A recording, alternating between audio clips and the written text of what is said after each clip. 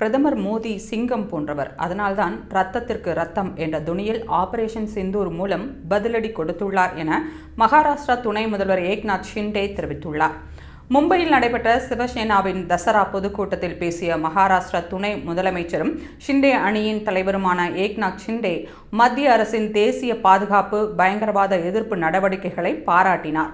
2008ஆம் ஆண்டு மும்பையில் நடந்த பயங்கரவாத தாக்குதலில் நூற்றுக்கணக்கானோர் உயிரிழந்தனர். அப்போது ஆட்சி செய்த காங்கிரஸ் யாரோ ஒருவரின் அழுத்தத்தால் பாகிஸ்தானை தாக்க தயங்கியது. இது ஒரு கோழைத்தனம் மட்டுமல்ல, மக்களுக்கு செய்த துரோகம் என குற்றம் சாட்டினார். பெஹல்காம் தாக்குதலுக்கு பிறகு பிரதமர் நரேந்திர மோடி கொடுத்த பதிலடி பற்றி பேசிய அவர், மோடி ரத்தத்திற்கு ரத்தத்தால் பதிலடி கொடுத்தவர்.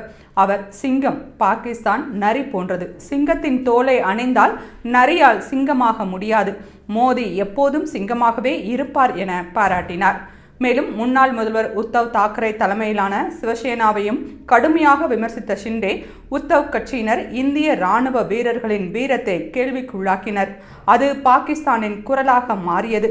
உண்மையில் அவர்களது தசரா கூட்டம் பாகிஸ்தானிலேயே நடத்தப்பட வேண்டும். பாகிஸ்தான் ராணுவ தளபதி அசீம் முனிரை தலைமை விருந்தினராக அழைத்திருக்கலாம் என கடுமையாக சாடினார்.